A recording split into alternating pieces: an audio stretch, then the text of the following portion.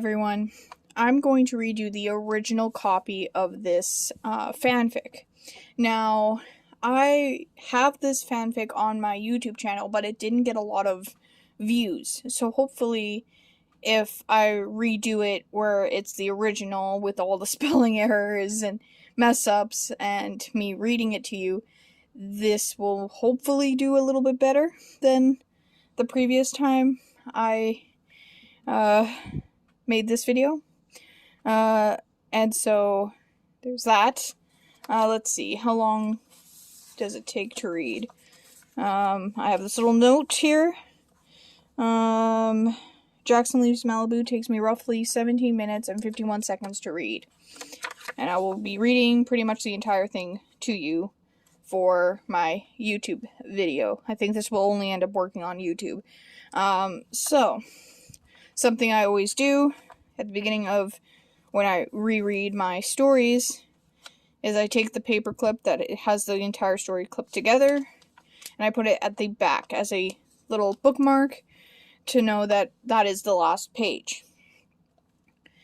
Also, I'm filming this in January in Canada where it is very dry, so I may have to pause for certain moments in the video just to, get a drink. So I have my smoothie here and water beside me in case I run out of that. So, without further ado, I'm going to start this video. When I made this video, when I made this fanfic, I was not sure if I was going to ever post it. So, back then, MMJ was just narrator. And the abbreviation is NA that I used for that. Hopefully that doesn't mean anything wrong. So this is what the colors of each character are.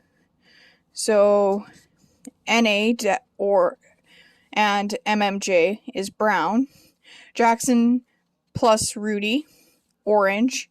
Robbie is light blue. Hannah Montana and Miley is dark pink. Bobby Wasabi is light green. Tai is red. Tai Sensei is red and black. So they'll be underlined in those colors. If you can even see that. I don't know. I don't know how well this video is going to work.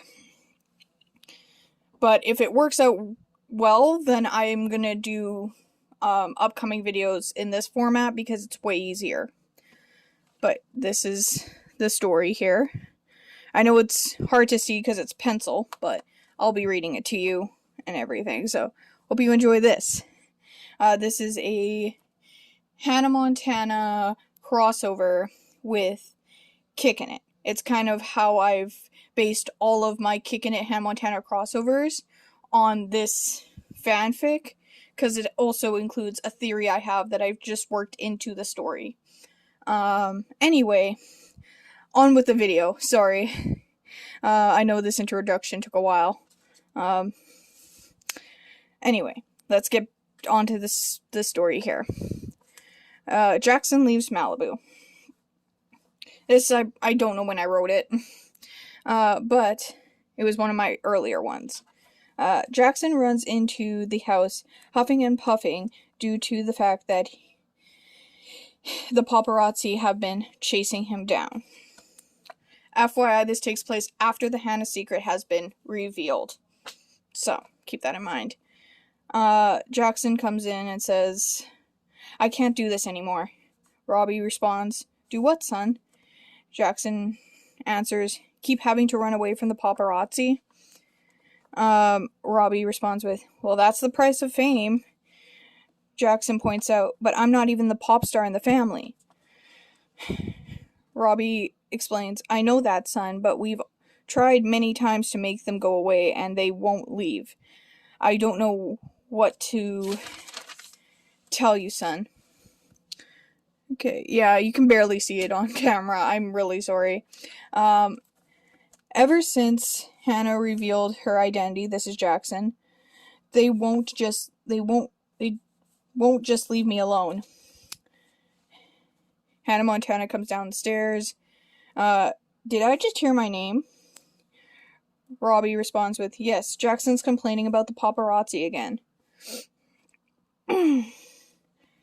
Hannah Montana says, Jackson, you knew this day was coming, so stop complaining or leave. Pick one. And Jackson's response to that is, you know what, Hannah Montana? That was the smartest idea you've had in a long time. Hannah's happy, says, good, so you'll stop complaining? Jackson responds with, no, I'm leaving. Hannah explains, you know I was kidding when I said that, right? Jackson reveals, yes, but I'm not kidding. I'm leaving. Robbie is unsure. You sure, son? Yes, I'm surprised I didn't think of it before, says Jackson. Hannah Montana says, okay, well, how do you suppose you'll get to the airport with all these screaming fans and photographers outside? I'm not using the airport, says Jackson. Hannah Montana responds with, then how do you suppose you'll get away from here then? Jackson says, I'll just use one of your private jets. Hannah Montana responds with, no, that's mine. Robbie says, let him use it. You are the reason he's leaving, am I right? Hannah Montana, frustrated, says, fine, you're right. You can use one, Jackson. Jackson's happily says, great, I leave tomorrow morning. Hannah's shocked. That soon? Yes, I want to get as far away from here ASAP. Where will you be going? Asks Robbie.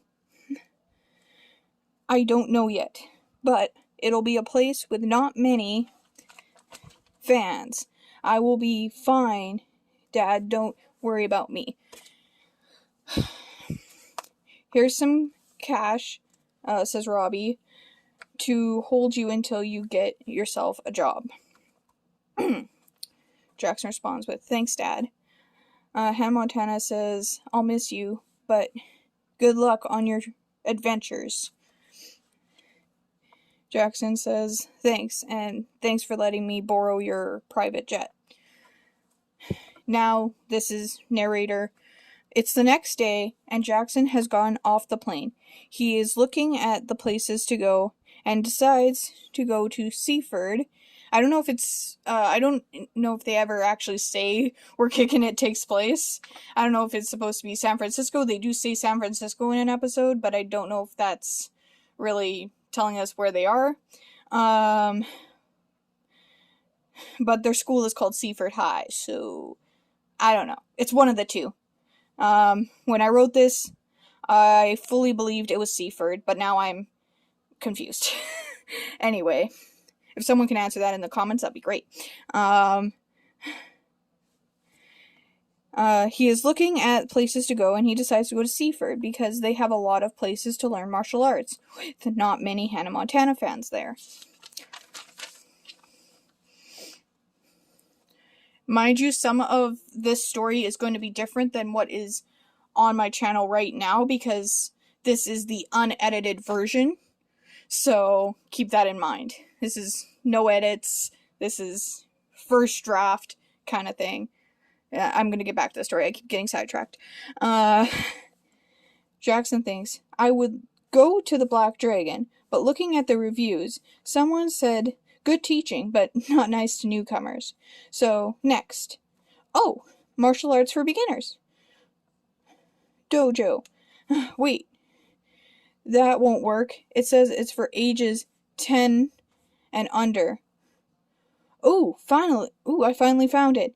And after looking at the reviews, I'm sold. It's nice to newcomers and welcomes students of all ages. Okay. Then, and now this is narrator, or MMJ. Jackson has now gone off the plane and is now Sorry, I got sidetracked. I got a text from a friend. Jackson has now gotten off the plane and is now in the Bobby Wasabi dojo. And Bobby Wasabi, who is the main sensei there at this time, just because, says, "Hey, so what can I help you with, kid?" Jackson says, "I want to learn martial arts." And then, so now this is a conversation between Jackson and Bobby Wasabi. "I wish I could help you, but we're having some financial problems, so I can't take any newcomers." And the response, "What if I told you I could help you with your finances if you were willing to train me in martial arts for free?"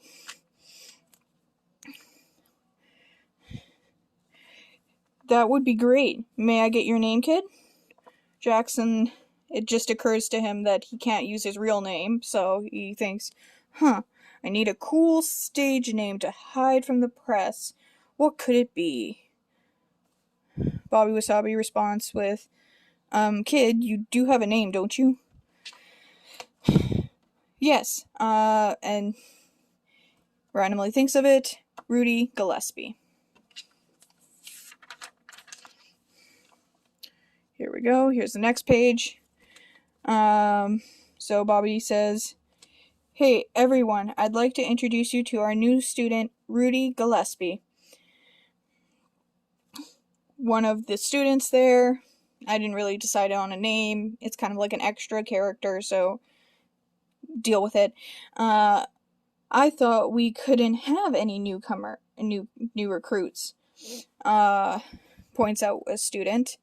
Bobby Wasabi responds with, "That was before Rudy saved us financially." Now, MMJ, aka narrator, on this one. All the Bobby Wasabi students, I now know that they call themselves the Wasabi Warriors, but at the time I wrote this, I didn't realize that. Cheer for Rudy and thanked him for saving their dojo. Rudy thinks, "This must have been how Hannah Montana felt after her first sold-out show." Now, narrator. Later that day, Rudy realized he hadn't had a place to go since he spent all his money on that dojo. So he finds a park bench to stay the night. But then, an unfamiliar shadow of a person walks up to him. It was Ty. Yes, Ty from the Black Dragon dojo. I think that there is a possibility that Rudy and Ty could have been friends once upon a time, and then something happened. So, yeah. This is part of the theory here. "Is this your first night on the streets?" asked Ty. "Yes. How'd you know?" says Rudy. "Well," and Ty points out some things.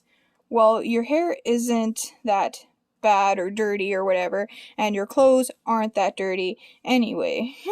It's dirty. "Anyway, I have space at my place. Why don't you stay with me till you have enough money to get yourself a place?" Rudy says, "Thanks for the offer, but I can't pay you rent. I don't even have a cent left." Ty explains, "No need to pay rent. You can do a couple of chores and live for free at my place." Live for free at my place. I know it's really hard to see the letters. I apologize. Rudy responds with, "Really? Thank you. What's your name?" And he responds with, "Oh, I'm Ty. What's your name?" "It's Rudy." Rudy and Ty are now at Ty's place. Rudy notices a lot of Black Dragon merch in Ty's house and asks, "So, you're a fan of the Black Dragons, right?" Ty explains with, "Yes, it's my dream to be a Black Dragon. I have my tryout tomorrow. Wanna come?" Rudy explains, I'd love to, but I need to be job searching tomorrow anyway. Anyways, so. Okay, that's cool, says Ty.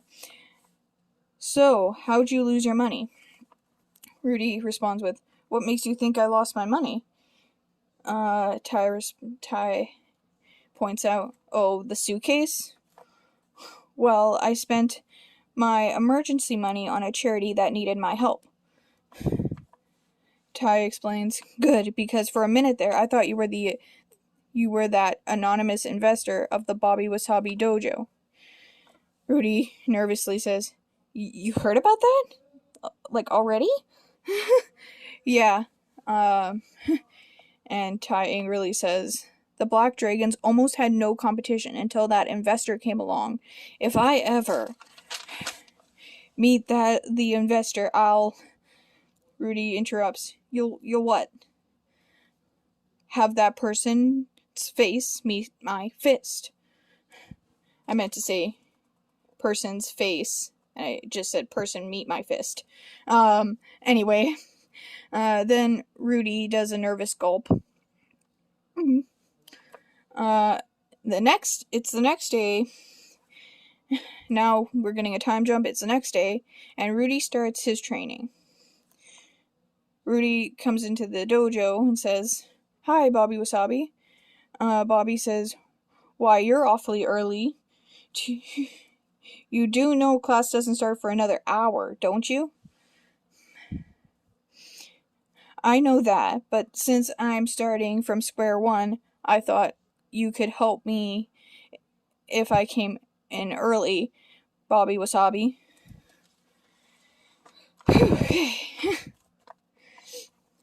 That's a great idea, Rudy.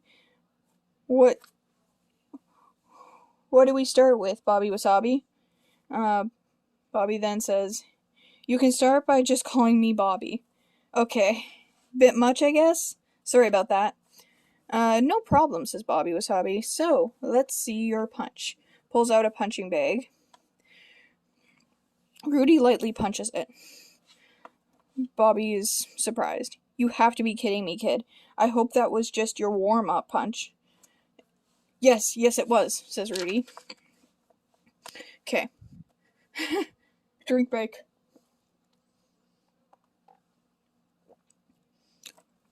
Good. Right. Okay, here we go. Bobby says, good. Now, it might help if you think about something that frustrates you to start off with. Okay, I can do that. Rudy uses more power with his next punch. Bobby, is impressed. Wow, that was really good. Okay, punch it again.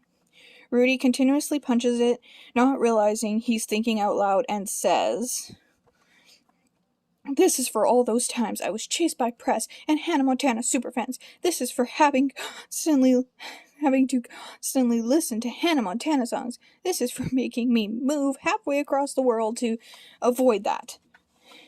And this is for my stupid pop star sister, who is always the favorite since she's Hannah Montana. Bobby Wasabi is shocked.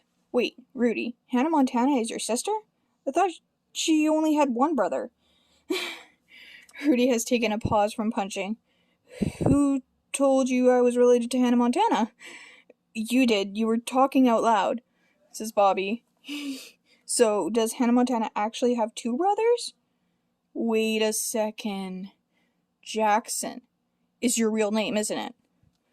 Okay, true. I'm Jackson, but you mustn't tell anyone, Bobby. Bobby responds with, wow, I can't believe it. Don't worry, I won't say anything. I do have one more question for you. Rudy responds with, what is it?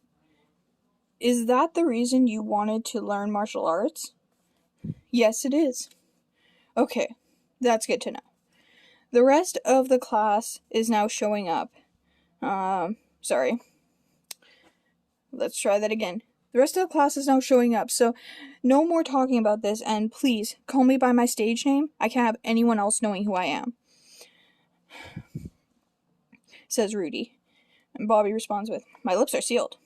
After training is over, Rudy went back to Ty's house, and now both are home. Rudy responds with, so, how was your tryout, Ty? Good, I think. I really want to get in. Well, I hope you can. I hope you can get in.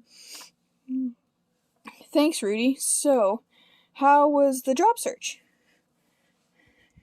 Rudy didn't actually go job searching. He spent the entire day at the dojo, but he has to lie, so. It was good. There's a lot of places with my resume now. Well, good luck with that job search, says Ty. Thanks. So, how long till you find out if you made it? Says Rudy. Probably only over a week. That's good, says Rudy.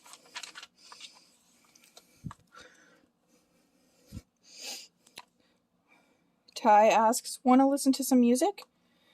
Rudy responds with, sure, anything but Hannah Montana. Ty is confused. You not a fan?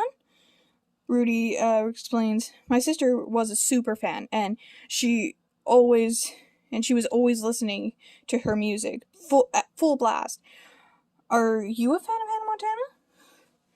Yeah, I am, says Ty. Well, I'm sure she appreciates having you as a fan. You really think so? She appreciates all her fans all around the world. Awesome, says Ty. It's getting late, says Rudy, so I'm heading to bed. A few years later, Ty had already been accepted into the Black Dragon Dojo, and Rudy had just received his black belt. Ty and Rudy still live together and are at Ty's house at the moment. Ty, I think you becoming a black dragon has changed you, and not in a good way.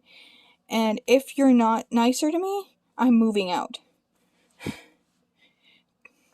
Ty angrily says, oh, so I changed? You still don't have a job, and you have been living here rent-free for 3 years. Fine. If you don't want me here, I'll leave. Tomorrow morning.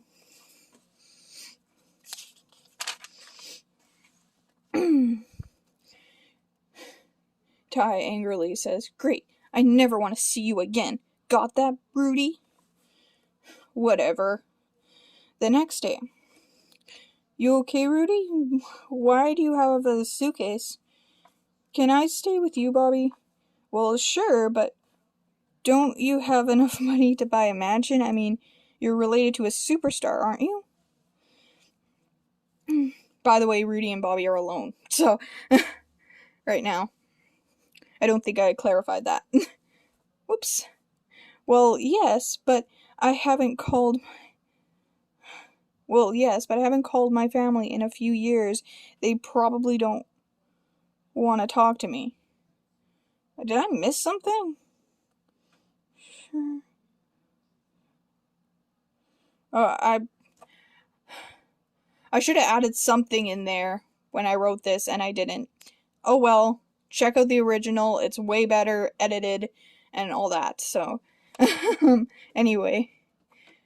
Bobby responds with, don't say that. They love you. You should call them. And my cat is joining me. Alright. Don't get distracted. Ow. Just bang my finger on the table. Alright.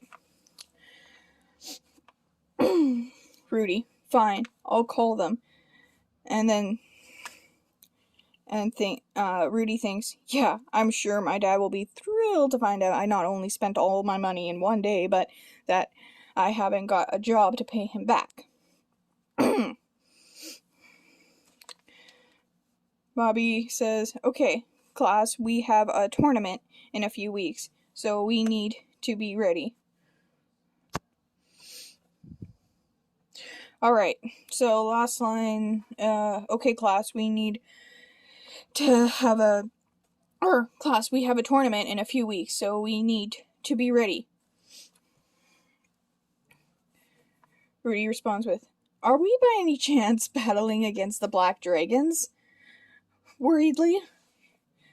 Bobby responds with, of course, they're our biggest competition. Now that you have your black belt, you will not only be coming, but you will be also competing with us against them. Rudy thinks, oh no, I'm in big trouble if Ty sees me, 'cause I never told...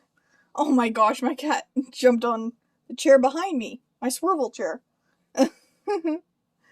Hi. She never goes on this chair. It's crazy. Alright. Back to the story. Because I never told him I was training on the competing dojo to his. So long as he doesn't see me or has to battle me, I should be fine. Now, at the tournament, the Wasabi Warriors were warming up, and Tai happens to see Rudy with them. Tai Sensei questions, where are you going, Tai? Give my cat some attention. Good girl.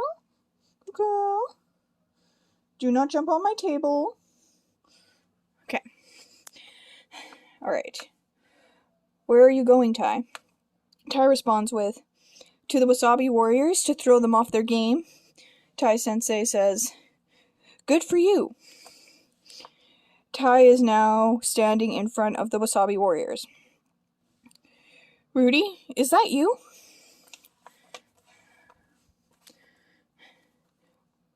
Bobby responds with, wait, you two know each other?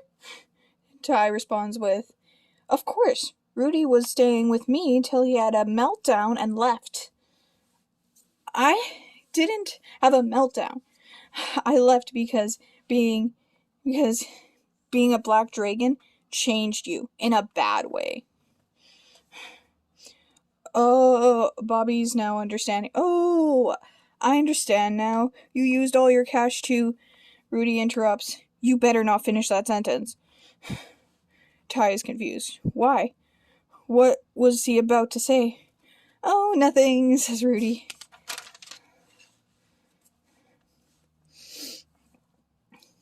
Tai explains.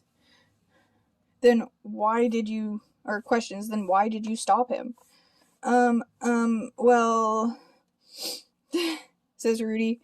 Tai Sensei has walked up to Tai. Tai, you done? We need to warm up. I just realized something. Didn't finish this off here.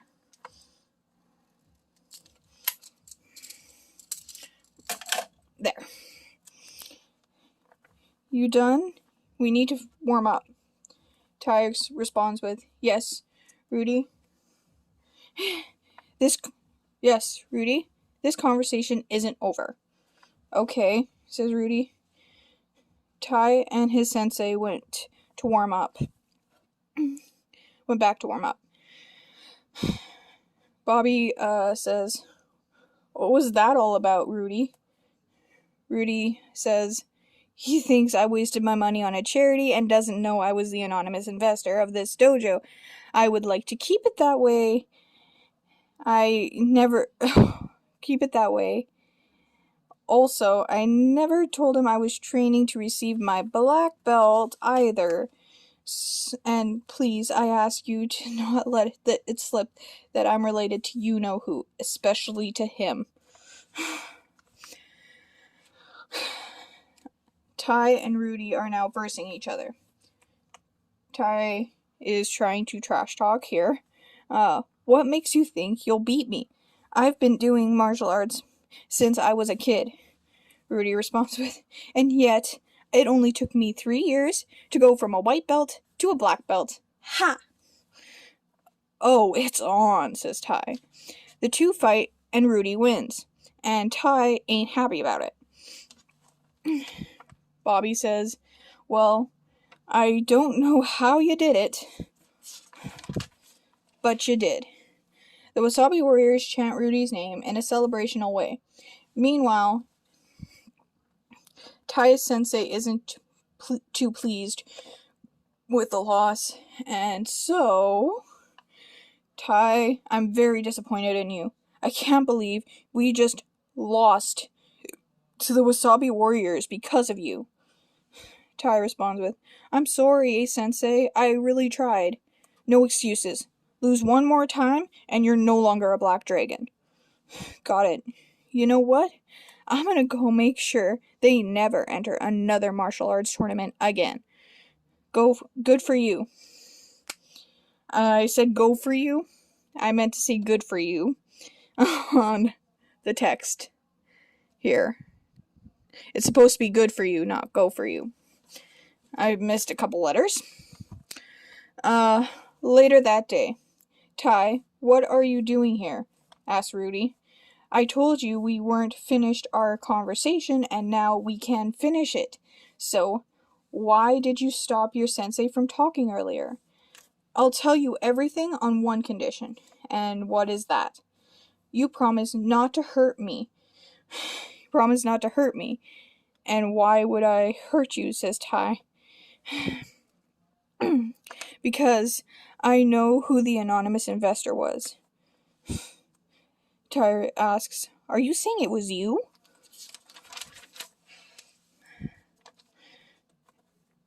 Rudy says, yes, tensing up and blocking his face with his hands. And if you promise not to hurt me, I can get you a free Hannah Montana Hannah Montana concert tickets. Wait, seriously? Yes, and don't ask me how. I just can. I won't hurt you unless we're versing each other. In a tournament, of course. Also, why don't you move back in? I promise to be nicer to you. Although that's a nice offer, I still don't have money for rent. Tai responds with, then how can you afford Hannah Montana tickets? Bobby walks by. He's got connections and people who owe him. What kind of connections, Rudy? We'll talk about it later. So, you're moving back in with me? Says Tai. Only if you're willing to take Hannah Montana facts as rent. Sure, but what kind of facts would you know that the press wouldn't already know? Fact 1 is back home, press was asking me for Hannah Montana facts. But why? You'll find out later, says Rudy. Okay. Tai asks, why can't I find out now? Bobby walks by again, saying, all will be explained in time. Rudy, your sensei knows? I'm offended. I gave you a place to live, and he finds out before me? You'll understand. Later that day at Tai's place. Each fact will be towards 1 month of rent, and believe me, these facts are pretty juicy, and despite the fact that the facts are cool, they mustn't leave this house. Got that? Got it. Good. Fact number 2, technically 2, is my sister and Hannah are the same age. Really? I imagine your sister to be like 4 or 5 years old. Well, she's 21, and I have Hannah Montana's number on my phone. Really? Can I have it? No, says Rudy. Why tell me and get me all excited then? Next fact is, I used to live in Malibu and was close with Hannah Montana. Really? Wow. But I'm still curious as to how you got your hands on Hannah Montana concert tickets.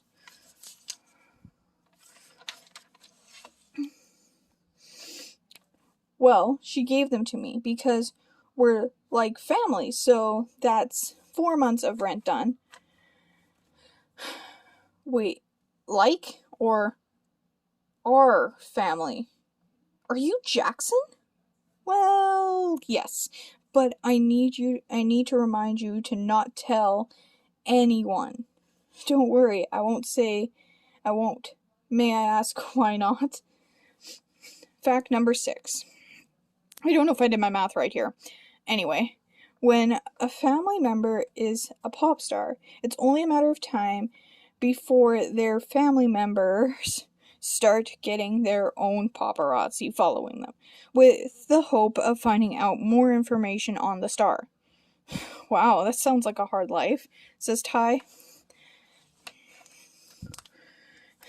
It is, and not only that, but anytime I would express my complaints to my family, they'd just say, "This day was coming, and that's the price of fame." That's harsh. I know, and that's why I left home and learned martial arts. That's actually a really good reason to learn, says Ty. Thanks. So, we're good, right? Of course we are. But anytime my sensei is around, or we're at a tournament, I have to act as if I hate you. Are you cool with that, Jackson? It would just make more sense. I'm cool with that so long as you don't tell the press I'm here and call me by my stage name in public, and even at my dojo, only one person there knows, and I'd like to keep it that way. The two shake hands, agreeing to each other's terms, and continue living together. A few years later, they both become senseis at their dojos and are both equally happy for each other. The end. Hopefully you enjoy this video. I know it's a bit long, but make sure to comment, like, subscribe, and have a fantastic day.